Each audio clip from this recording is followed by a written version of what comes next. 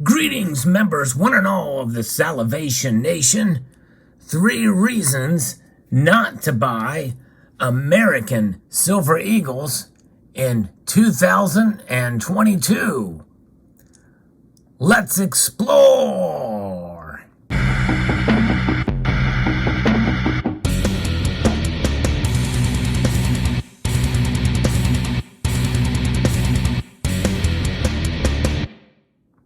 Now, you may be asking yourself, if you're suggesting we not buy Silver Eagles in 2022, why are you showing a 2022 Silver Eagle in this video? Well, largely because I wanted to kind of have an example that was nice to show on the channel, because I bought this with a capsule, mainly for that purpose, just to have one that was actually relatively nice.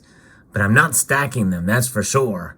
I'm not stacking Silver Eagles this year and did very little stacking of them in 2021. So I'm going to actually put it back in the capsule. And that's largely for other reasons other than just premiums, by the way. And that's the first reason not to buy American Silver Eagles in 2022 that we're going to talk about. We'll talk about the other reasons as well, too. So, surprise, surprise. Actually, it's no surprise at all. The premiums on Silver Eagles are just too high. It's absolutely insane right now. Even when they pull back a little bit, there's a lot of things that we found out in recent days, in weeks here, about what the United States Mint is charging the authorized purchasers, which is where many bullion dealers buy their Silver Eagles. The authorized purchasers, some of which are dealers in and of themselves, are paying now $3 above spot for Silver Eagles. We got confirmation from that from a recent interview I did with a bullion dealer. And that is $3 above spot. It used to be $2.35.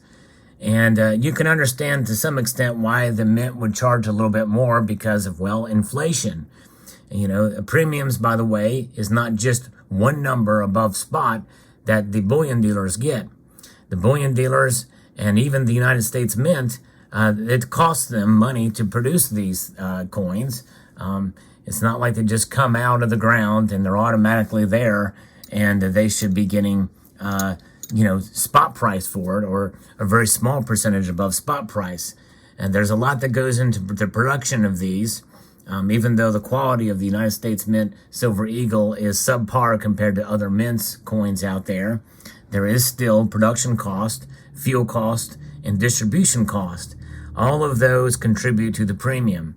And every entity along the way that touches the production of those has to make a profit. They're in business to make money. And that's the nature of the economy. So it's understandable that there would be some premium. But I believe it's crazy right now. Some of that is due to the increased demand in the product, and others of it, I think, is an increased a money grab by the Mint itself, going from $2.35 an ounce above spot to $3 is a huge jump, because it did recently go before that from $2.10, I believe, to $2.35, which is a marginal increase, and then it was $2 before that. But nonetheless, the premiums are just too high. Now, some will say, well, with that high of a premium, the reason why we're buying Silver Eagles is because 1099 does not have to be filled out by the bullion dealers when they're sold back to the dealers. You know, they're exempt from taxation because they're government-issued bullion. And yes, that is true. However, the tax benefits of exemption of tax does not exceed the premiums that you pay. You are getting robbed in premiums. It would be like saying, well, hey, you should invest in this company or in this stock or in this item because there's a tax savings on it. Well, screw the tax savings. If it's going to charge me an arm and a leg to buy it, it's not worth it.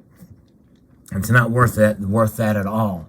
And so that's one reason why, you know, that argument just does not hold weight, because it really does not matter. So the premiums, that's the big thing. Reason why not to buy American Silver Eagles in 2022. The other reason not to buy is because of the high premiums, and even just because of the nature of what these coins are. There are other viable options out there. Now, it's obvious that the that the United States Mint and the American Silver Eagle is, without a doubt, the most popular silver bullion coin in the world in terms of the production numbers. And obviously for this country, and really, and for all intents and purposes, for all of North America, but even in Europe, it's heavily recognized and very popular. But there are other viable options out there, such as the Royal Canadian Mint Silver Maple Leaf. And we've got also the Britannia. We have the Krugerrands now. We have the Kangaroos. The Perth Mint Kangaroos are very low premium. They're one of the lowest premium silver bullion coins out there. Now, there's some quality control issues with them as well. They do tend to milk spot. But you have many different options out there of sovereign minted bullion coins that are very well received and very well recognized by most local coin shops and entities out there. And our bullion dealers will take them and give you at least spot for them, but even some premium above spot.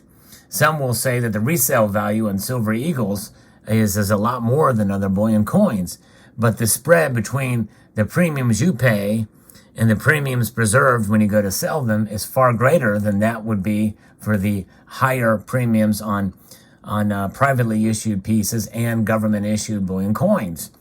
So in other words, let's say you're paying $12 over spot for a Silver Eagle, and your bullion dealer gives you $4 above spot. That's an $8 spread. Whereas if you buy a kangaroo, a Perth Mint Kangaroo for $4 above spot, and your bullion dealer gives you $1 above spot, that's a $3 spread. Much better deal to get the kangaroo, and it's still recognized bullion. So there is that. So that's another reason. And this is why the bullion dealer that I interviewed recently, Jonathan Swires, says, do not buy silver coins, Silver Eagles, I mean. Do not buy Silver Eagles, and he recommended these other viable options as well, too. As a fairly big bullion dealer with Monument Metals, he's recommending people not buy the Silver Eagles to stack. Now, again, obviously, if you want to keep your collections going with Silver Eagles, that's certainly fine and understandable to accumulate in that regard, but you're not stacking them. You're just having them for your collection. But nonetheless, there are other viable options to stack. And that's always been the case, and that's something that I've always had in mind to diversify even as such. And for me, it's more than just the premiums as to why I don't really concentrate on Silver Eagles. And again, going back to those premiums and other viable options out there, when the price of silver tanked to under $12 an ounce, I bought a tube. I bought a tube of Eagles, 2020 tube of Eagles here from a bullion dealer. And even though the price dropped dramatically, the actual price for these, physical price, did not drop nearly as much. I may have saved maybe $5-10 for this whole tube of Eagles. At most, maybe not even that. I paid near the same price as it would have been before the premium started jacking up because people started running to Silver Eagles to purchase, and the mad dash for silver in the stackable silver case there to be able to take advantage of low prices. So the premium skyrocketed then, and they really have not come down substantially since. It's been a crazy time to stack in that period. Still is a crazy time to stack. The demand is through the roof for all silver, but especially Silver Eagles. And that leads me to my third reason, and there's a bonus as well in this, so stay tuned for that. The third reason why, and this is more of a personal reason, and maybe some of you can sympathize with this, is that the new design for the Silver Eagle is lackluster at best. And it's essentially, to me, it just reeks of being unpatriotic. You know, you had the previous design of the heraldic eagle, which again, I was in favor of changing it. And in fact, I think really a better option would have been to use the eagle from the Walking Liberty half dollar, because this is the obverse for the Walking Liberty half dollar, which is beautiful. So they should have just used the eagle for that and made it a coin that has the classic designs of the Walking Liberty half dollar. It would have been tremendous if they went to that. Instead, they chose to do a design of an eagle coming in for landing and holding a branch there. And I think that's an oak leaf branch, if I'm not mistaken. And so gone are the heraldic look and the eagles. Even though the eagle is anatomically correct, in other words, an eagle is looking down towards to where they are going to land, presumably a nest to feed her family. If it's a female eagle, I don't know. But it gives kind of a defeatist look.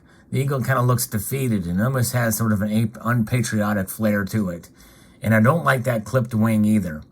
It's just kind of a poor design. The composition is not good at all. To me, it's just a poor design. I just don't like it. And that's just an opinion on my part, but it does not really inspire me to want to stack these.